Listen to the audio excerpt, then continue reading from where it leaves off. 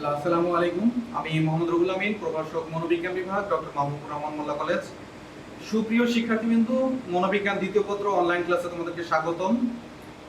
এর আগেও তোমাদের অনলাইন ক্লাস হয়েছে দ্বিতীয় পত্রের উপরে, সেটা হচ্ছে পরিসংখ্যান চ্যাপ্টার 8। সেখানে আমি 3টি ক্লাস নিয়েছি এবং আমাদের শ্রদ্ধেয় ম্যাডাম খাদিজা আক্তার পাপিয়া ম্যাডাম 3টি ক্লাস নিয়েছেন। এবং আমরা এই 6টি ক্লাসে যে কয়েকটি টপিক আলোচনা করেছিলাম, সেই কয়েকটা টপিকই তোমাদের অধ্যায় 8 এর জন্য যথেষ্ট বলে আমাদের মনে হয় প্রথম সেমিস্টারের জন্য। তো আজকে আমরা মনোবিজ্ঞান দ্বিতীয় পত্রের প্রথম অধ্যায় শুরু করতে যাচ্ছি। তার আগে অনেকেরই জিজ্ঞাসা ছিল স্যার হোল সিলেবাস অর্থাৎ বোর্ড সিলেবাস এবং প্রথম সেমিস্টার পরীক্ষার সিলেবাসটা তাদেরকে জানানোর জন্য।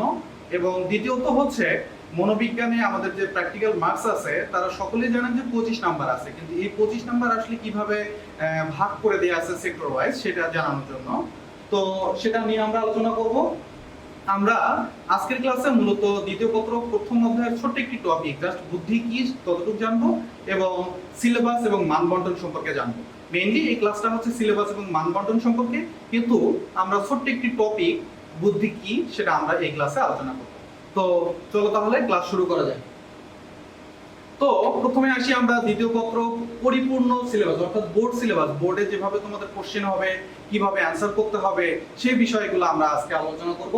তো অন্যান্য বিষয়ের মতো মনোবিজ্ঞানও 100 নম্বরের পরীক্ষা হয়ে থাকে বোর্ডে। সেখানে আমাদের জানা আছে প্রথম পত্র তোমরা দিয়ে এসেছো অলরেডি, সেখানে আমাদের 8টি অধ্যায় ছিল এবং 8টি অধ্যায় থেকে আমাদের 8টি কোশ্চেন আসতো। অনুরূপভাবে দ্বিতীয় পত্রেও আমাদের 8টি অধ্যায় রয়েছে এবং 8টি অধ্যায় থেকে আমাদের 8টি সৃজনশীল কোশ্চেন আসবে, যেটার প্রতিটির মান হচ্ছে 10 নাম্বার। কিন্তু এই 8টি অধ্যায় থেকে যে কোনো পাঁচটি এখানে গ্রুপ ওয়াইজ করে দেওয়া থাকতো পূর্বে, যেটা এখন গ্রুপ ওয়াইজ করে দেওয়া থাকে না। 8টি প্রশ্ন থেকে যে কোনো 5টি প্রশ্ন উত্তর তোমাদের করতে হবে।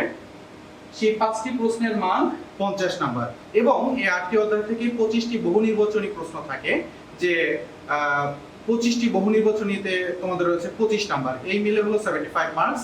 এবং বাকি যে 25 মার্কস থাকে সেটা হচ্ছে তোমাদের প্র্যাকটিক্যালের উপর ডিপেন্ড করে। তো অনেকেরই জানা নেই যে আসলে আমাদের ব্যবহারিকের উপর 25 নাম্বার রয়েছে, সেই 25 নাম্বার কিভাবে বিভক্ত বা কোন কোন অংশে আমরা মার্কস পাবো। সেই অংশটা হচ্ছে যে মৌখিক পাস, ল্যাব খাতা পাস, পরীক্ষণ পরিচালনা এবং পরীক্ষণ প্রতিবেদনের মধ্যে 5 করে, পরীক্ষণ পরিচালনা এখানে 10 হবে। তো এই মৌখিক হচ্ছে কি, যে তোমাদেরকে যে বিষয়টাতে এক্সপেরিমেন্ট কন্ডাক্ট করতে হবে, পরিচালনা করতে হবে, সেই বিষয়ের উপর তোমাদের কতগুলো ভাইবা নিয়ে নেওয়া হবে। সেই ভাইবায় কিভাবে তুমি পরীক্ষণটা পরিচালনা করলে, সেখানে কোন কোন বিষয়গুলো তুমি আলোচনা করলে, কোন জিনিস তুমি পরিমাপ করতে যাচ্ছ, কিভাবে পরিমাপ করবা, কোন স্কেল অর্থাৎ পরিমাপকটা তুমি ব্যবহার করবা, সেটা কে আবিষ্কার করেছেন, কত সালে, এটা কত এডিশন রয়েছে, কোন এডিশনটা তুমি ব্যবহার করতে যাচ্ছ, সেটাতে কতগুলো আইটেম রয়েছে, তুমি সেটা কি কোন পদ্ধতিটাকে ফলো করে তুমি এক্সপেরিমেন্টটা পরিচালনা করতেছো, এই বিষয়গুলো তোমাদের কাছ থেকে জানতে চাওয়া হবে। সেটার উপর রয়েছে তোমার 5 নাম্বার। এবং তোমরা ইতিমধ্যে জানো যে আমরা ডিএমআরসি মনোবিজ্ঞান গবেষণাগারে আমরা যে পরীক্ষণগুলো পরিচালনা করি এবং সেটার উপর একটা করে প্রতিবেদন তৈরি করে থাকি আমরা। সেই প্রতিবেদনের একটি খাতা তোমাদের তৈরি করতে হয়, প্রথম পত্রের জন্য একটি খাতা, দ্বিতীয় পত্রের জন্য একটি খাতা।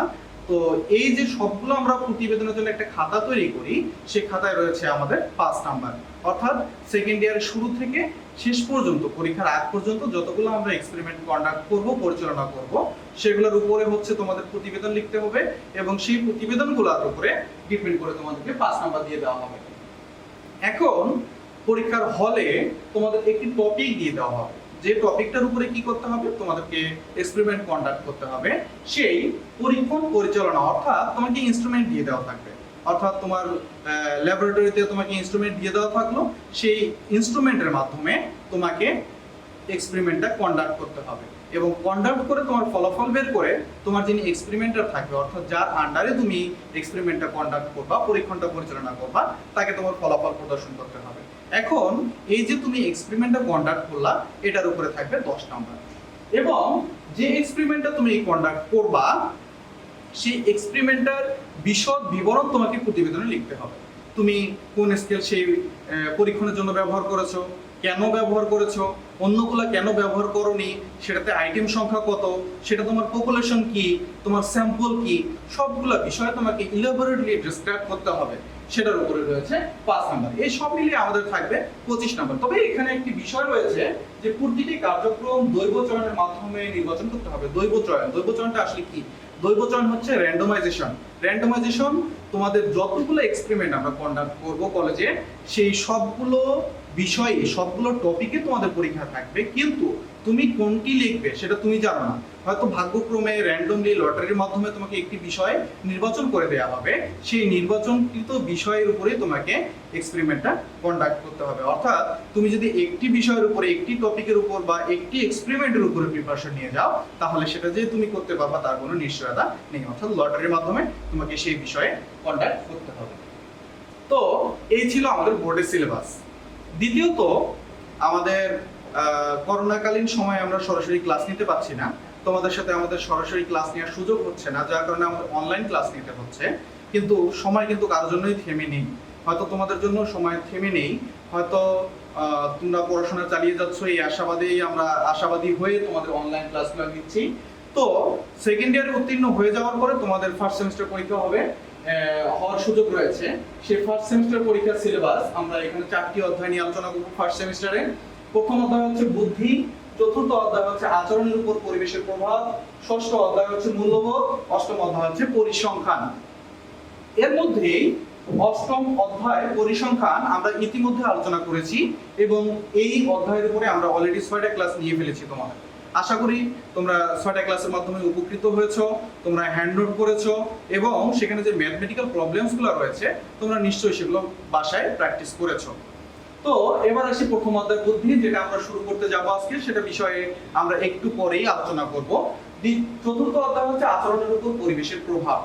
আচরণের উপর পরিবেশের প্রভাব কি তোমরা জানো? Psychology is the science of behaviour and mental process of an organism. অর্থাৎ এই বিহেভিয়ার এবং মেন্টাল প্রসেসের উপর সামাজিক এবং জৈবিক যতগুলো বিষয় প্রভাব বিস্তার করে সবগুলাই কিন্তু মনোবিজ্ঞানের আলোচনা বিষয়।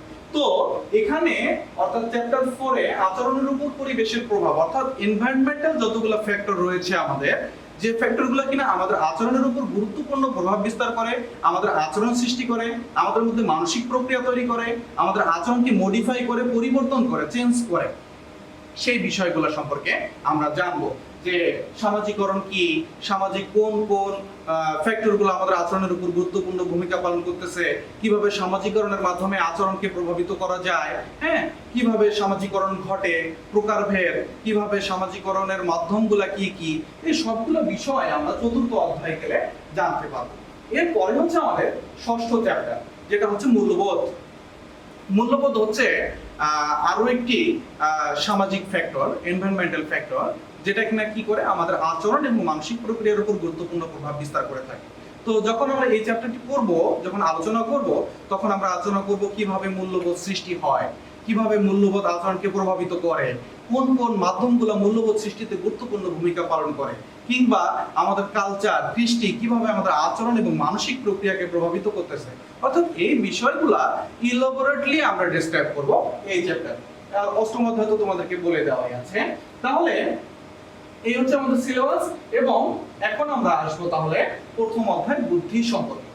বুদ্ধি, ইন্টেলিজেন্স, যে কথাটা আমরা অহরহ ব্যবহার করে থাকি বাস্তবিক জগতে অনেকবারই অনেকভাবে বিভিন্ন জায়গায় আমরা ব্যবহার করি বুদ্ধি শব্দটিকে, যে বুদ্ধি দিয়ে কাজ করো, বুদ্ধি খাটিয়ে কাজ করো, বুদ্ধি লাগিয়ে পড়াশোনা করো, হ্যাঁ, বুদ্ধি ভালো, বুদ্ধি মন্দ, হ্যাঁ, আমরা অনেক কথাই বুদ্ধি সম্পর্কে ইউজ করে থাকি। আসলে বুদ্ধিটা কি, কতটুকু আমরা সংজ্ঞায়িত করতে পারবো, কিভাবে এটাকে আমরা ডিফাইন করতে পারবো? আসলে বুদ্ধিকে সংজ্ঞায়িত করা আসলেই অনেক কঠিন একটি ব্যাপার। অর্থাৎ বিভিন্ন মনোবিজ্ঞানীগণ, বিভিন্ন বিজ্ঞানীগণ বিভিন্নভাবে বুদ্ধিকে সংজ্ঞায়িত করেছেন। সেটাকে এক এক মনোবিজ্ঞানীগণ এক একটা দিক ফোকাস করেছেন, এক একটা দিক তারা আলোচনা করেছেন। তারা যেমন একদিকে আলোচনা করেছেন বুদ্ধির একটি দিক নিয়ে, হয়তো অন্য কোনো মনোবিজ্ঞানী অন্য কোনো বিষয়ের উপর বেশি আলোকপাত করেছেন, সেভাবে বুদ্ধির সংজ্ঞা প্রদান করেছেন। অর্থাৎ এক কথা যদি আমরা বলতে চাই, বিভিন্ন মনোবিজ্ঞানীগণ বিভিন্নভাবে বুদ্ধির সংজ্ঞা প্রদান করেছেন। এবার আমরা আসি লাস্ট টপিক, সেটা হচ্ছে বুদ্ধির সংজ্ঞা বিষয়ে আসবো। আসলে যে টার্মটা আমরা ইতিমধ্যে আলোচনা করলাম, যে আসলে বুদ্ধি, ইন্টেলিজেন্স টার্মটা আমরা বিভিন্নভাবে অহরহ ব্যবহার করে থাকি, কিন্তু এটাকে আসলে সংজ্ঞায়িত করা আসলেই টাফ, কঠিন, এবং বিভিন্ন মনোবিজ্ঞানীগণ বিভিন্নভাবে বিভিন্ন দিককে আলোকপাত করে বুদ্ধিকে সংজ্ঞায়িত করেছেন। তো সেখানে বুদ্ধি হলো বিদ্যুতের মতো, এটা পরিমাপ করা সহজ কিন্তু সংজ্ঞায়িত করা প্রায় অসাধ্য। অর্থাৎ ইন্টেলিজেন্স পরিমাপ করার জন্য বিভিন্ন স্কেল আমরা ব্যবহার করি বর্তমানে, যেটার সাহায্যে বুদ্ধি পরিমাপ করা যায়। সেটার মাধ্যমে কে বুদ্ধি প্রতিবন্ধী, কে অধিকতর সুপিরিয়র জ্ঞানের অধিকারী, বুদ্ধিমত্তা কার কি রকম আমরা পরিমাপ করতে পারবো। কিন্তু আসলে বুদ্ধি বলতে কি বোঝায় এটাকে আমরা ডিফাইন করতে গেলে অনেক ডিফিকাল্টিসের মধ্যে পড়বো। তারপরও অনেক মনোবিজ্ঞানীগণ বিভিন্নভাবে বিভিন্ন দিক আলোকপাত করে যেহেতু সংজ্ঞায়িত করার চেষ্টা করেছেন, সেগুলো আমরা আলোকপাত করি।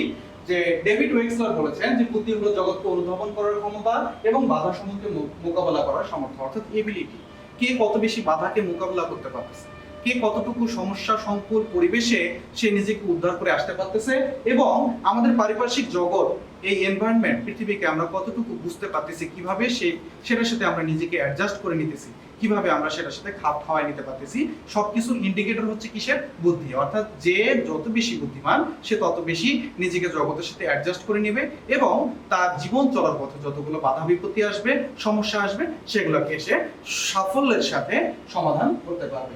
তিনি আরো বলেছেন বুদ্ধি হলো এমন একটা ক্ষমতা, অর্থাৎ এবিলিটি, যা দ্বারা উদ্দেশ্যপূর্ণভাবে কাজ করা যায়। যে বুদ্ধি প্রতিবন্ধী সে কিন্তু উদ্দেশ্যপূর্ণভাবে কাজ করতে পারে না, তার চলাফেরা, তার গতিবিধি, তার কোনো উদ্দেশ্য নেই, সে উদ্দেশ্যহীনভাবে চলাফেরা করতেছে। এবং যুক্তিপূর্ণভাবে চিন্তা করা যায়, অর্থাৎ যা কিছুই চিন্তা করুক না কেন সেটার পিছনে অবশ্যই কোনো না কোনো লজিক কাজ করবে। যা চিন্তা করবে সে যুক্তিপূর্ণভাবে চিন্তা করবে এবং পরিবেশের সাথে উপযুক্তভাবে মোকাবেলা করা যায়। অর্থাৎ যা পরিবেশ থাকবে সেটাতে সে নিজেকে কিভাবে খাওয়াবে, কিভাবে সে মোকাবেলা করবে, সবকিছু যুক্তিপূর্ণভাবে চিন্তা করে সেটা সমাধান করবে। এই ছিল আমাদের দ্বিতীয় অধ্যায়ের প্রথম ক্লাস। জাস্ট আমরা বুদ্ধি টপিকটা আলোচনা করেছি। আশা করি তোমরা উপকৃত হয়েছো এবং পরবর্তী ক্লাসে তোমাদেরকে স্বাগতম জানিয়ে আজকের ক্লাস আমরা এখানে শেষ করছি। আল্লাহ হাফেজ।